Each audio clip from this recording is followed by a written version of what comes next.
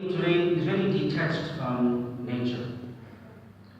That our dependence on nature is very much reduced, this direct dependence. We are dependent all the time, but this direct dependence is cut off. Why? Because of these intermediaries in the form of pick and pays and spas and so forth that we get our daily needs from. And it's not strange for a child to think that, no, we get milk from pick and pay. Because that's what the child sees. However, for people that are in touch with nature, they are at all times witnessing the miracles of Allah. Either through the ground, in terms of agriculture, that they are dependent on the rain, they dependent on the change of the seasons, they dependent on fertilizing the ground, planting the seed, and so forth and so forth. Similarly, when it comes to the milking of cows, getting the meat from animals, at all times they are attached to nature. And they see the numerous signs of Allah in nature. They can see, for example, that there's a time when nature comes to dies off and there's a time when there's a rebirth in nature. And for them to understand that everything dies and everything will be reborn is not strange. Therefore, when you look in history, you will not find that people did not believe. You do not find them not believing. They may have believed in multiple gods, but there's no such thing they do not believe in any God. Not believing in any God is a product of man, of modern man. Because modern man has come to prove to himself and others to some extent that he's not in need of Allah. Because he feels he's self-sufficient, he feels he can take care of his needs.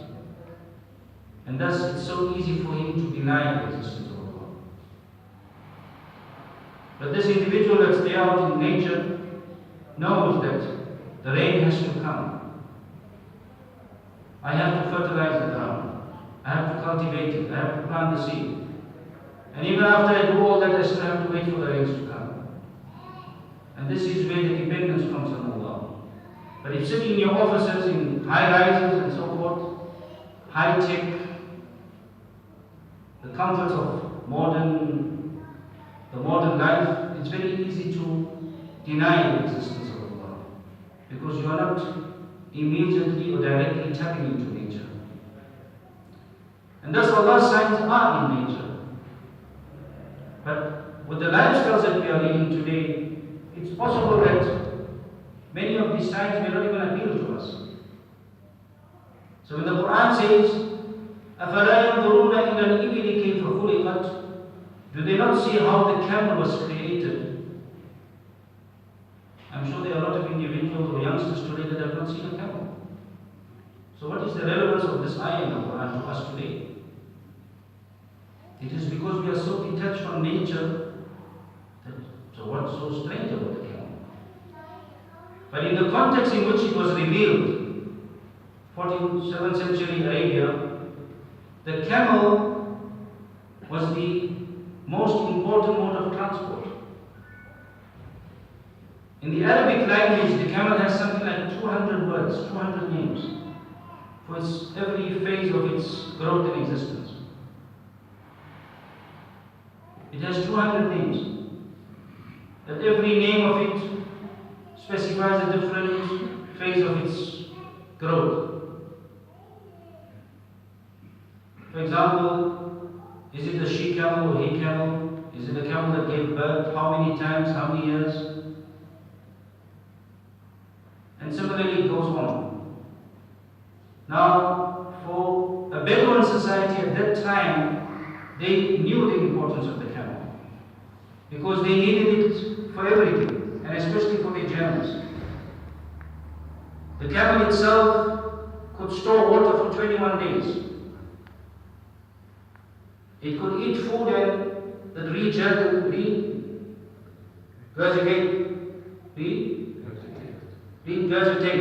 its food. That it could survive. Its eyes are such that these winds, the dust, these winds that you get in the desert could not affect it. its feet are such that it wanders through the desert sands. So if you, you can go on and on, but it's applicable to that context. Whereas in our society, we will not really necessarily appreciate that Allah is saying, أَفَلَا يَنْظُرُونَ إِلَى الْإِبِلِ كَيْفَ خُلِقَتْ. Do they not see the camel how it was created? And then it says, وَإِلَى الْجِبَالِ كَيْفَ نُصِبَتْ. The mountain how it is erected. Maybe that is applicable, but like I said, in modern cities we are withdrawn from that lifestyle. We do not even appreciate it at times.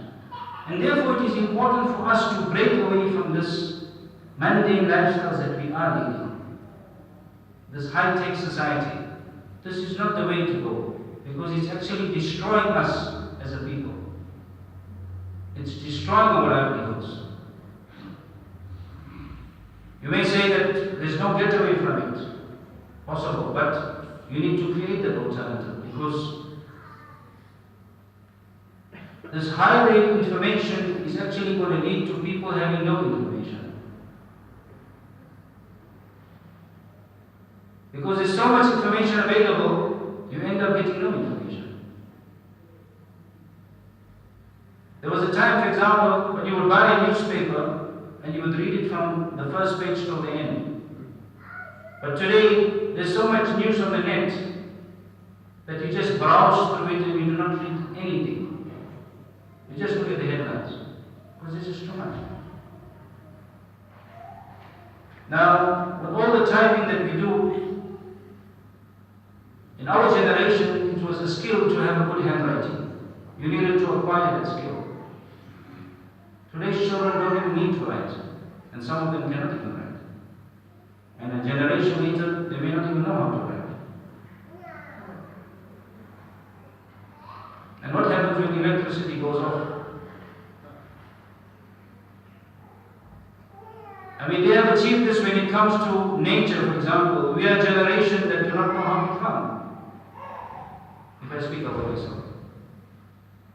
Because I did not grow up on a farm. And I'm used to buying things.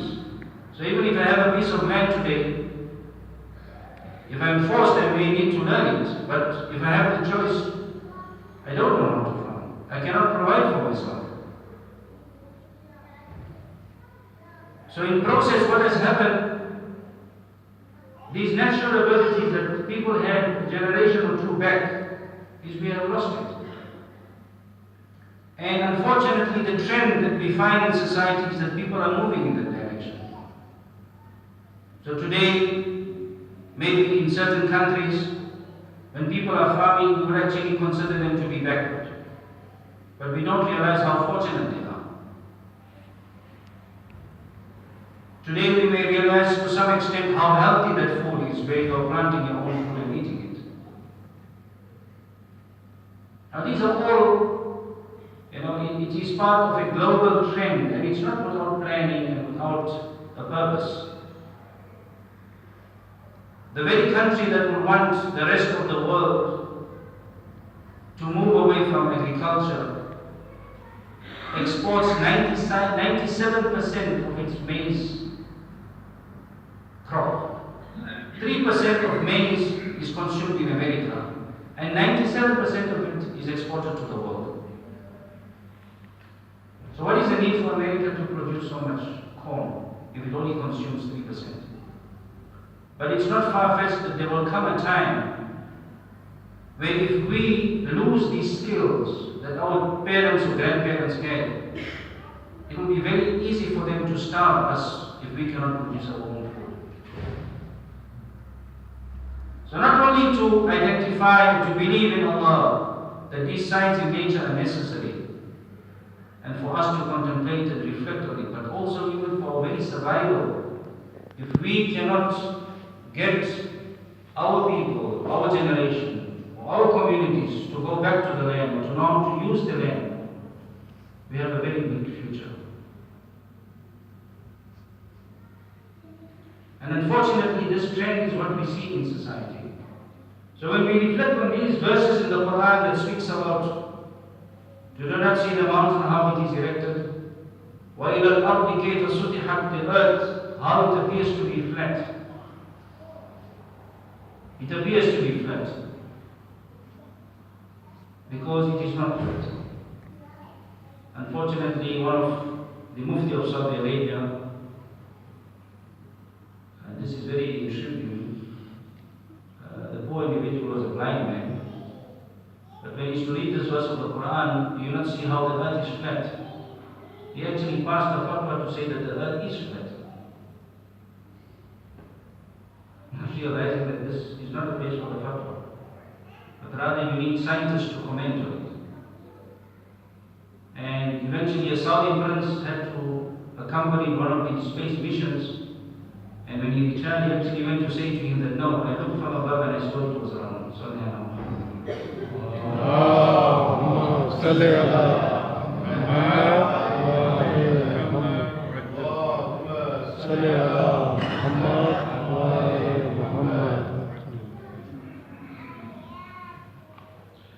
So the Quran says, وَإِلَى السَّمَاءِ كَيْفَ رُفِعَتْ. You do not see the heavens or the skies, how it is raised. So today, unfortunately, for us to reflect on these signs in creation, we actually may need a background because of our lives being detached from nature. The other set of signs are within the individual. Like I said, signs on the horizon and signs within the individual. But this is where we need to apply ourselves. It is there for those who would reflect.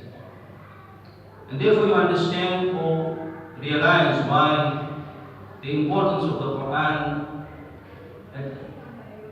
in many of these ayat to say that these are signs for those who are possessing knowledge, or people that reflect or think or ponder, because it's needed for an individual to apply him or herself. So that's when we look at the hadith of the Prophet ﷺ, when he says, whoever knows himself knows Allah.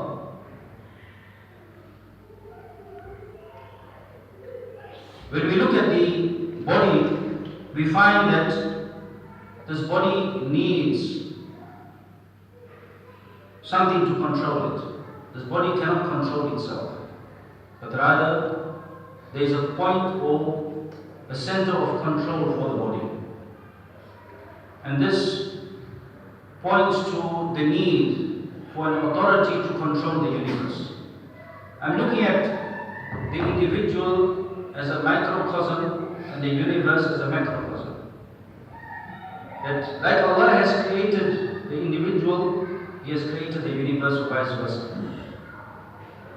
But it requires us to reflect on the self. If we reflect on the oneness of the self, it points to the oneness of the Creator.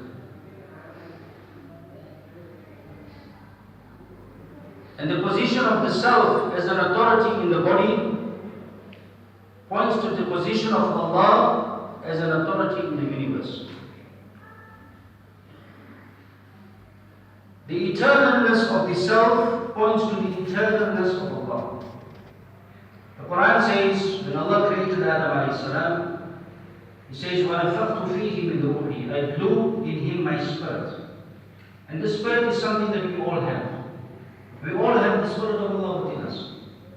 And we know that this spirit is eternal because it is from Allah.